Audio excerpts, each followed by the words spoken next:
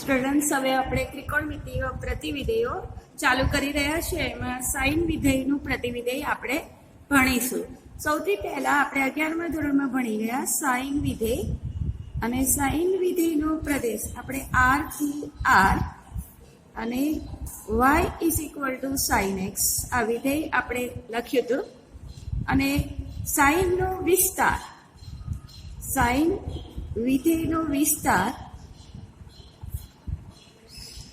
હતો -1 થી 1. આપણે આનો આલેખ દોરી જોઈએ એટલે તમને ખ્યાલ આવે. x axis, y axis, negative x axis, negative y axis 0, then this one is pi by 2, pi, 3 pi by 2, 2 pi, minus pi by 2, minus pi, minus 3 pi by 2, minus 2 pi. આપણને ખબર છે સાઇન 0 એ કિંમત હોય 0, sine pi by 2 એ 1, sine pi એ 0, sine 3 pi by 2 એ -1 and sine 2 pi 0. એવી રીતે સાઇન -પાઈ બાય 2 એ -1, સાઇન -પાઈ એ 0, -3 પાઈ બાય 2 એટલે 1 અને -2 પાઈ એ 0. આ રીતે તમારો આલેખ ચાલે.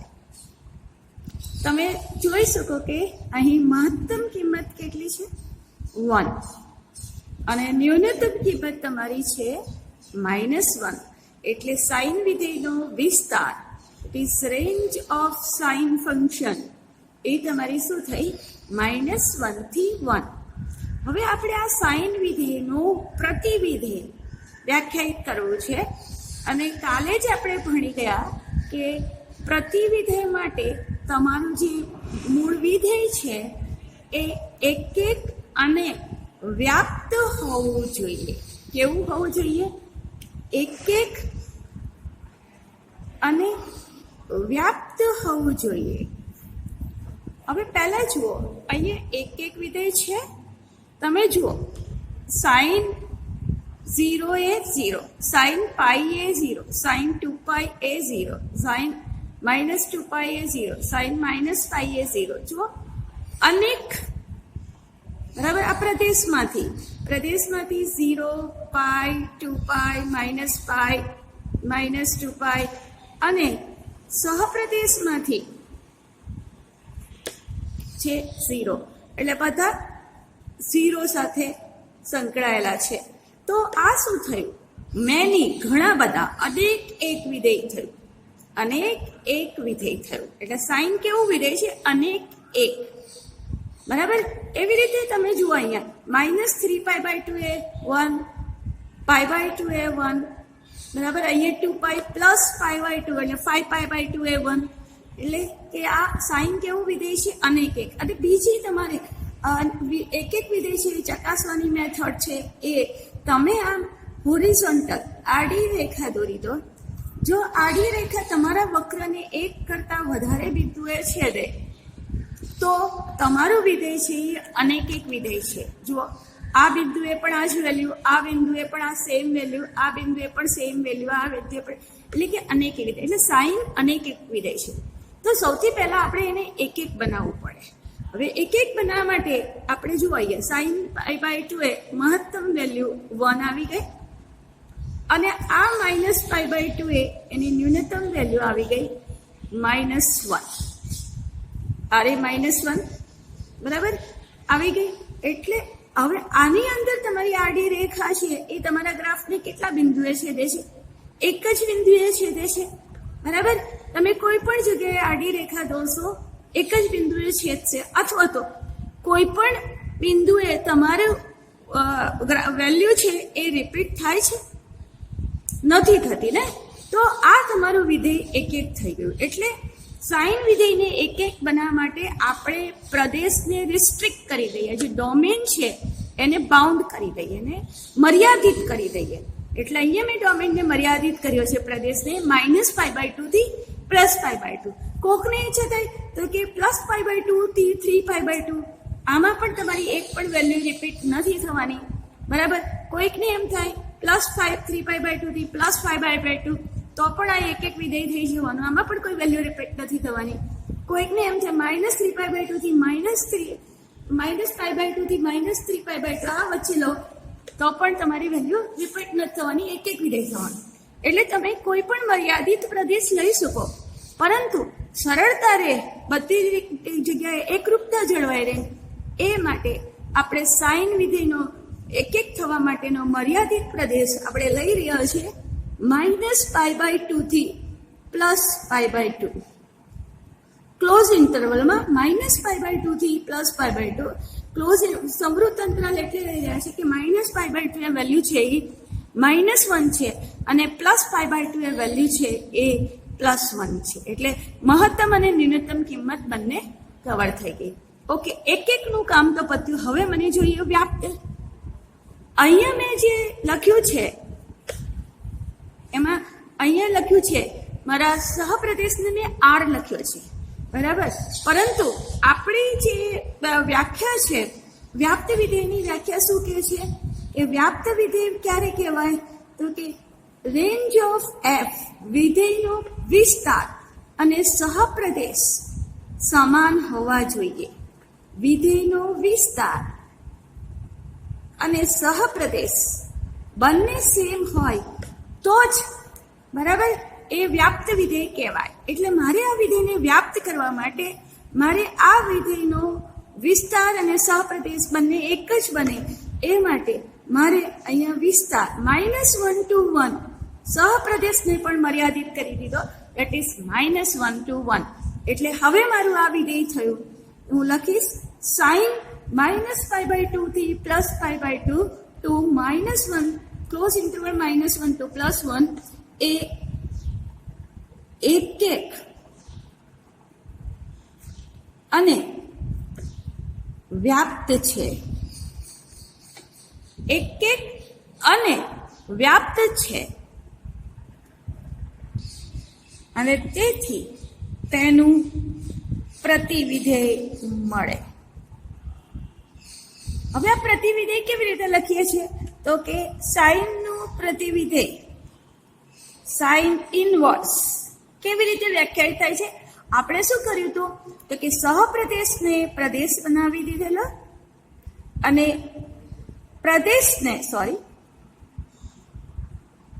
સહપ્રદેશને પ્રદેશ બનાવ્યો હતો અને પ્રદેશને સહપ્રદેશ બનાવેલો. અને આપણે લખેલું x is equal two sine inverse y. આપણે ગઈકાલે ભણ્યા હતા કે y is equal two fx or fx is equal two y, double implies x is equal two f inverse y. એવી રીતે અહીંયા મારી પાસે શું હતું તો કે y બરાબર સાઇન x હતું, તેથી x બરાબર શું લખાય સાઇન ઇનવર્સ y. હવે આ y ક્યાંથી આવે? આપણા પ્રદેશમાંથી આવે. For all y belongs to, પ્રદેશ શું છે -1 થી 1. ઓકે, હવે જુઓ તમે સાઇન વિધેય, ઓરિજિનલ વિધેયની અંદર આપણો પ્રદેશ છે એ રેડિયનમાં છે, એટલે કે થીટા ખૂણો છે, અને અહીંયા સાઇન છે એ ક્લોઝ સાઇન ઇનવર્સમાં આ છે સમૃદ્ધ ઇન્ટરવલ -1 થી 1 માં છે. એટલે તમારે આ ડોમેન અને સહપ્રદેશ અને પ્રદેશ બંને યાદ રાખવાના સાઇન ઇનવર્સના. અને આપણે અહીંયા પ્રોપર્ટી વ્યાખ્યાયિત કરશું, sine of sine inverse x is equal to x. Sine આપણે ગઈકાલે જ ભણ્યા હતા, f inverse x is equal to x અને f inverse of x is equal to x. પરંતુ આ x છે એ અહીંયા હશે એ એફ ઇન્વર્સના પ્રદેશમાં હશે અને અહીંયા આ એક્સ છે એ એફના પ્રદેશમાં હશે. બરાબર, અંદરનો જે છે એના પ્રદેશમાં હોવું જોઈએ. હવે અહીંયા હું લખું છું sine of sine inverse X means X મારે સાઇન ઇનવર્સનો પ્રદેશ. હવે સાઇન ઇનવર્સનો પ્રદેશ તમારી બધી વાસ્તવિક સંખ્યા છે. For all x belongs two -1 થી 1. અને હું જ્યારે સાઇન ઇનવર્સ સાઇન એક્સ લખું ત્યારે આન્સર આવશે એક્સ. પરંતુ તમારે જોઈ લેવાનું એ તમારો એક્સ ક્યાં છે, તો કે એક્સ બિલોંગ્સ ટુ, બરાબર, ઓરિજિનલ સાઇનમાં ક્યાં હોય છે, minus close interval -π/2 to close interval -π/2 to +π/2. જે અંદરનું વિધેય છે એના પ્રદેશમાં હોય છે.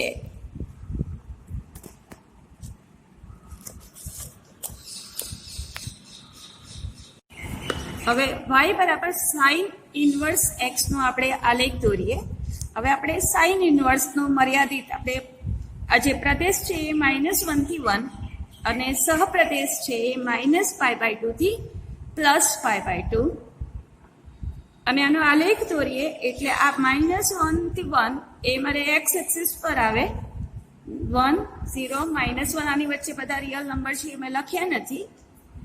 અને -π/2 થી +π/2 એટલે એ મારે y અક્ષ પર લેવાનું. અને હું આલેખ દોરી સાઇન 0 એ 0, સાઇન π/2 1 એ π/2 અને -1 ક્યારે થાય તો કે -π/2 એ. એટલે તમારો આલેખ કંઈક આ રીતનો મળે. ઇઝ y બરાબર એક્સ જે રેખા છે એની આરસી પ્રતિબિંબ જેવો આલેખ આ તમારો મળે છે. આવો એક આલેખ y બરાબર tan ઇનવર્સ એક્સ નો ગયા વર્ષે બોર્ડ એક્ઝામની અંદર ફિલ ઇન ધ બ્લેન્કમાં પૂછાયો હતો. તેવી જ રીતે હવે આપણે કોસાઇન વિધેયનું પ્રતિવિધેય જોઈ રહ્યા છીએ.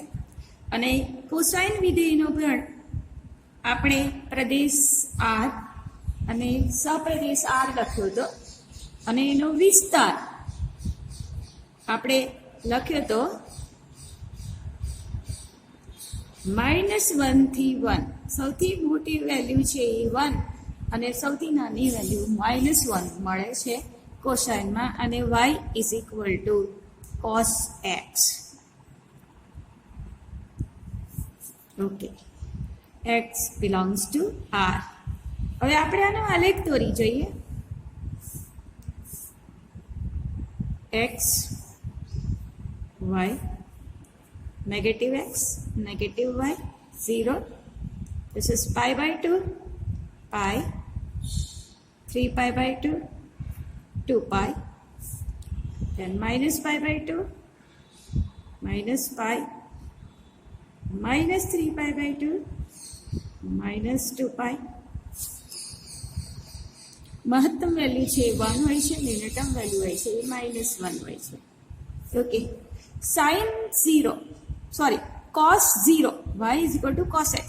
cos 0 એ વેલ્યુ છે 1, cos π/2 A 0, cos pi -1, cos 3π/2 0 and cos 2π is again 1. એવી રીતે cos -π/2 is 0, cos -pi that is -1, cos -3π/2 0 અને cos -2π that is 1. So તમારો કંઈક આલેખ આમ આવ્યો.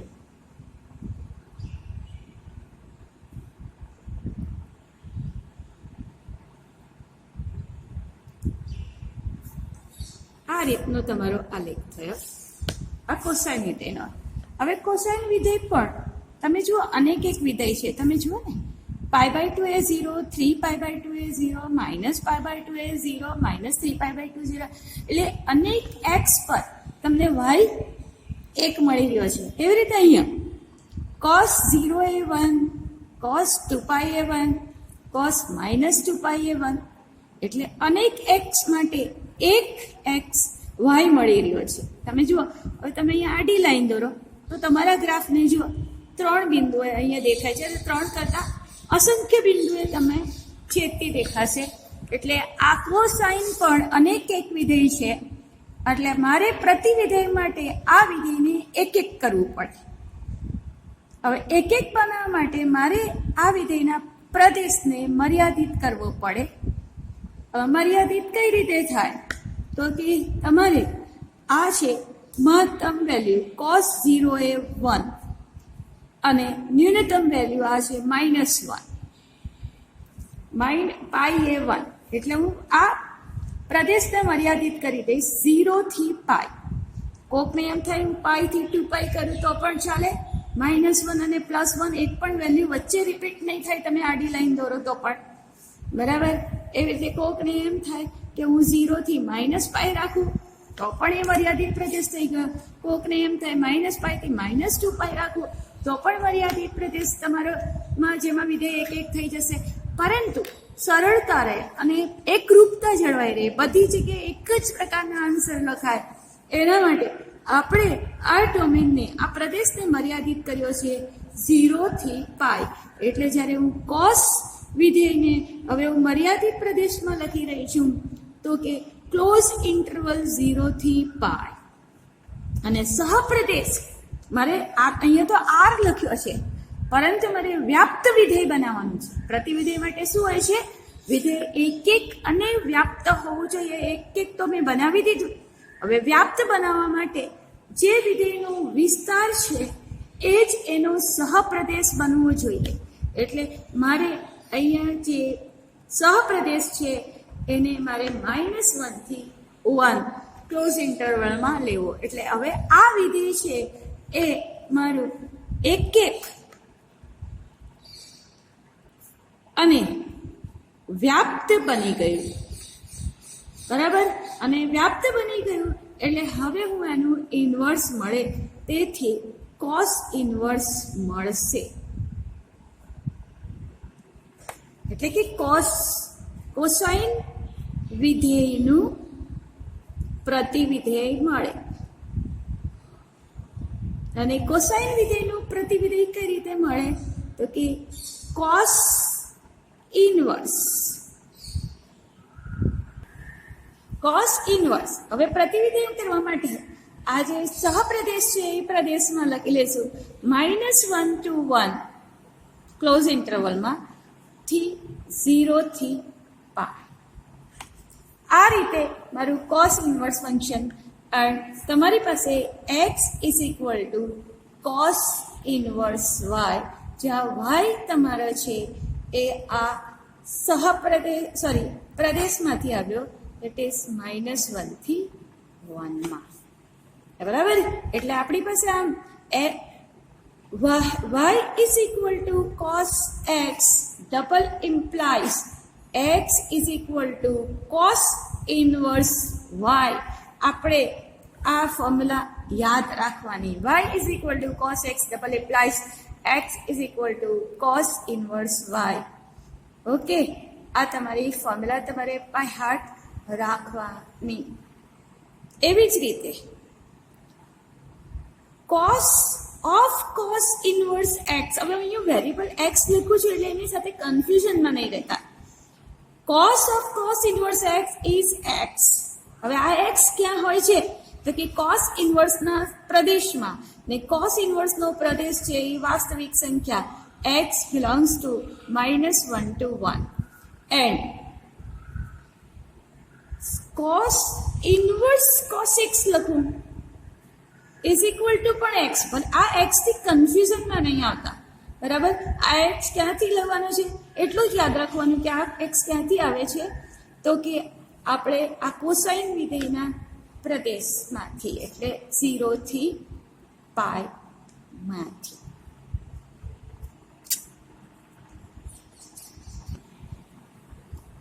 અહીંયા પણ યાદ રાખજો, આ x કોને આવે તો કે કોસના પ્રદેશમાંથી.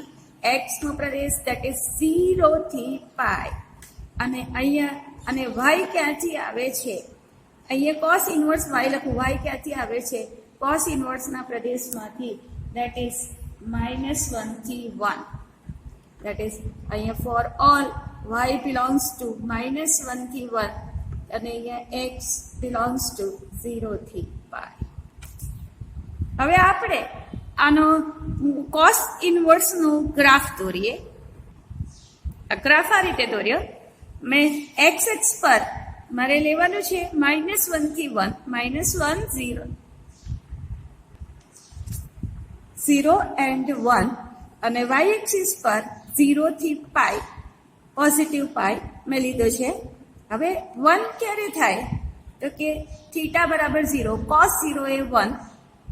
પછી 0 ક્યારે થાય જ્યારે cos π/2 હોય ત્યારે 0 થાય, અને -1 ક્યારે થાય જ્યારે cos પાઈ હોય ત્યારે, થીટા બરાબર પાઈ હોય ત્યારે. અને એ મેં આ આલેખ દોર્યો છે. હવે આપણે tan વિધેયના પ્રતિવિધેયની વાત કરી રહ્યા છીએ. સૌથી પહેલા આપણે જે tan વિધેય ભણ્યા હતા, tan વિધેયનો પ્રદેશ, આપણે પ્રદેશ શું લખ્યો હતો? r માંથી tan એટલે શું થાય તો કે tan theta is equal two sine theta upon cos theta. એટલે મારે આ વિધેય વ્યાખ્યાયિત થવા માટે મારો છેદ છે એ શૂન્ય ન હોવો જોઈએ. બરાબર? હવે શૂન્ય ન હોવો જોઈએ. કોસ થીટા શૂન્ય ક્યાં હોય છે? બરાબર? કોસ થીટા શૂન્ય ક્યાં હોય છે? તમે જો એકમ વર્તુળ દોરો તો અહીંયા આપણે લખીએ છીએ 1 0. એકમ વર્તુળ એટલે ત્રિજ્યા 1 એકમ. બરાબર? ત્રિજ્યા 1 એકમ લઈ રહ્યા છીએ. એટલે આ અંતર થાય 1 અને 0. વાય એક્સિસ પર આ થાય 0 1. અહીંયા થાય -1 0, અને અહીંયા થાય 0 -1. બરાબર? એકમ વર્તુળ છે એટલે ત્રિજ્યા 1 એકમ છે, એટલે આટલું માપ છે 1 એકમ થયું. અને આ છે એક્સ એક્સિસ પર વાય યામ 0, વાય એક્સિસ પર એક્સ યામ 0, એક્સ એક્સિસ પર વાય યામ 0 અને એક્સ યામ 1, એક્સ યામ આ નેગેટિવ એક્સિસ છે એટલે -1, ત્રિજ્યા 1 છે. અને વાય એક્સિસ પર એક્સ યામ 0, આ અંતર છે 1 છે, એટલે તમારો નેગેટિવ વાય એક્સિસ છે એટલે અહીંયા -1. હવે તમે જુઓ, પહેલો યામ છે એ આપણે કોસનો હોય છે, અને બીજો યામ હોય છે એ સાઇનનો હોય છે. બરાબર? પહેલો યામ છે એ કોસનો, બીજો યામ છે એ સાઇનનો. તમે જુઓ, પહેલો યામ 0 ક્યાં થાય છે તો કે આ છે અહીંયા. આ જગ્યા પર આપણો થીટા 0 હોય છે, આ જગ્યા પર આપણો થીટા π/2, આ જગ્યા પર આપણો થીટા પાઈ, અને આ જગ્યા પર થીટા છે એ પાઈ પ્લસ π/2, દેટ ઇઝ 3π/2, અને ફરીથી અહીંયા આવે 2π. પછી આમ આપણે આગળ ચાલતા જઈએ. તમે જોઈ શકો છો પહેલો યામ cos થીટા એટલે પહેલો યામ અહીંયા 1 છે, અહીંયા 0 છે. બરાબર? એટલે π/2 પર. અહીંયા તો -1 છે, અહીંયા પણ 0 છે. કેટલું છે? 3π/2. ફરીથી અહીંયા જશે એટલે અહીંયા આવશે 5π/2, એના પર પણ 0. પછી અહીંયા આવશે 7π/2, તો એના પર પણ 0. એટલે તમારો જે cos થીટા શૂન્ય ક્યાં થઈ રહ્યો છે? cos theta is 0 where theta is equal two, તમારો થીટા ક્યાં આવી રહ્યો છે તો કે એકી π/2, 3π/2, 5π/2, 7π/2, અયુગ્મ π/2, એટલે 2n + 1π/2 where n belongs to z. બરાબર? એવી રીતે તમે ઘડિયાળના કાંટાની દિશામાં જાઓ તો તમને નેગેટિવ એંગલ મળે, પણ એટલે તમારી પાસે થીટા ક્યાં આવ્યો? 2n + 1π/2, n belongs to z. એટલે કે cos થીટા 0 કયો થયો? આ પોઈન્ટ પર થયો. એટલે આ મારે થીટા આ tan વિધેય વ્યાખ્યાયિત કરવા માટે કાઢી નાખવું પડે. એટલે હું tan વિધેય આ રીતે વ્યાખ્યાયિત કરીશ: r - 2n + 1π/2, r - 2n + 1π/2, n belongs to z. Okay, હવે મારે આનો વિસ્તાર લખવો પડે, તો કે આનો tan નો વિસ્તાર છે એ r છે. એટલે જે એની કિંમત આવવાની છે, રેન્જ ઓફ f આવવાનો છે એ -ઇન્ફિનિટિવ ટુ +ઇન્ફિનિટિવ આવવાનો છે. એટલે હવે આપણે પ્રતિવિધેય વિશે વાત કરીએ.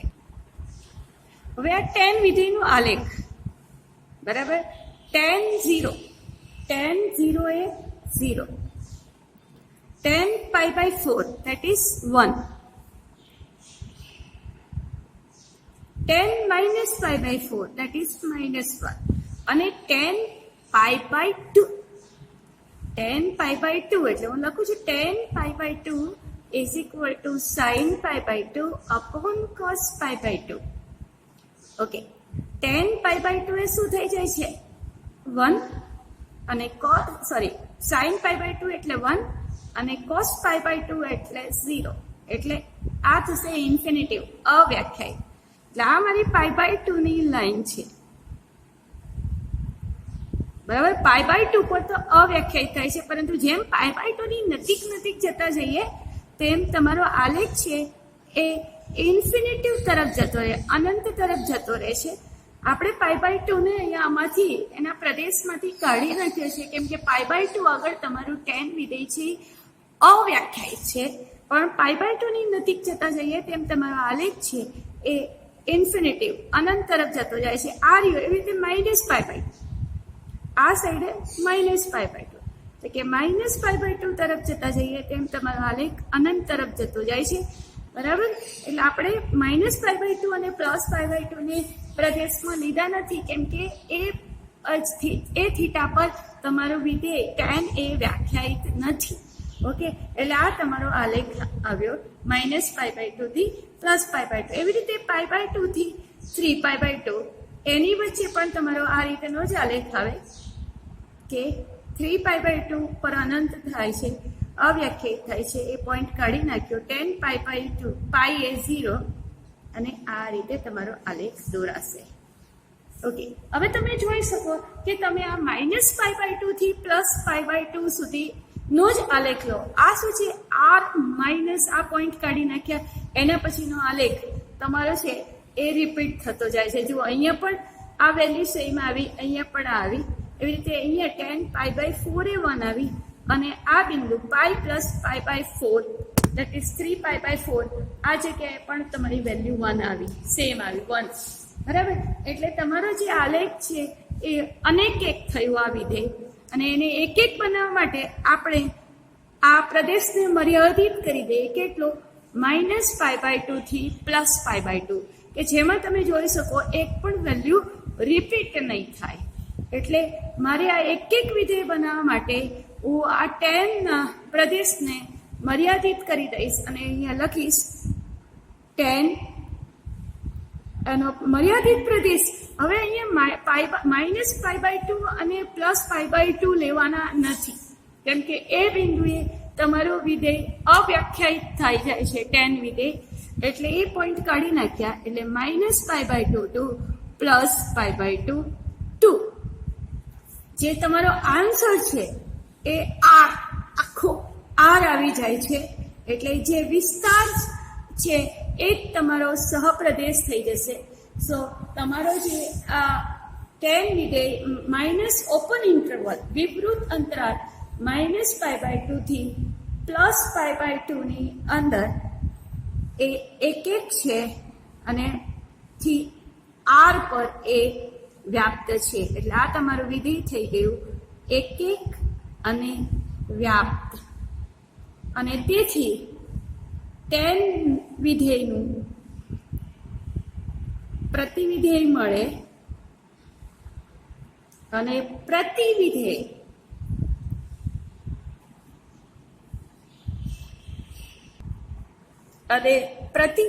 આપણને કઈ રીતે લખાય? તો કે tan ઇનવર્સ જે પ્રદેશ છે એ સહપ્રદેશ થઈ જાય, અને સહપ્રદેશ છે એ પ્રદેશ થઈ જાય. આ સહપ્રદેશ છે એ પ્રદેશ થઈ ગયો, અને આ minus pi by 2 to plus pi by 2 મળે, અને y is equal to tan x double implies x is equal to tan inverse y, અને અહીંયા લખશું x is equal to tan inverse y, જ્યાં y તમારો છે પ્રદેશમાંથી એટલે કે અહીંયા r માંથી લેવામાં આવ્યો છે. આ તમારું tan વિધેયનું પ્રતિવિધેય રેડી થઈ ગયું. અને એ ઉપરથી tan inverse tan x is equal to x for all x belongs to x ક્યાંથી લેવાનો છે? પ્રદેશમાંથી, tan ના પ્રદેશમાંથી શું છે? -π/2 થી +π/2 અને tan of tan inverse x is equal to x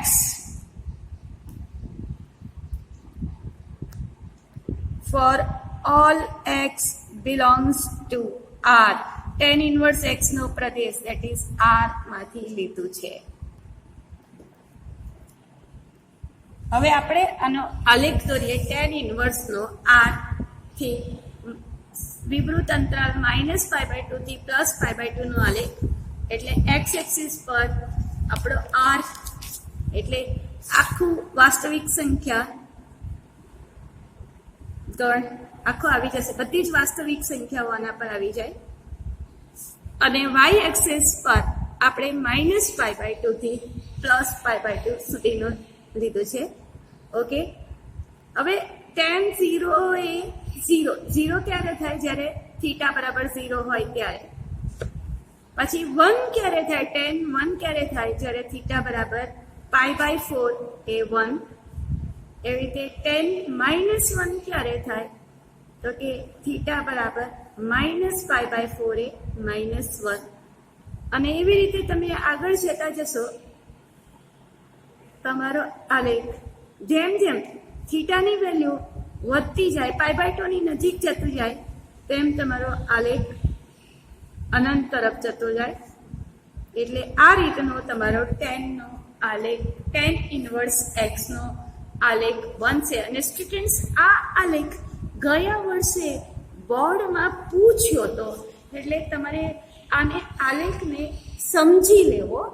એટલે એક્ઝામમાં જ્યારે પૂછાય તો આપણે ગુંચવાઈ ન જઈએ કે આ આન્સર આવશે કે આ આન્સર આવશે કે આ આન્સર. બધા જ આન્સર તમને આમ સમાન દેખાય. અને બરાબર, એટલે તમારે આલેખને બરાબર સમજીને યાદ રાખવો.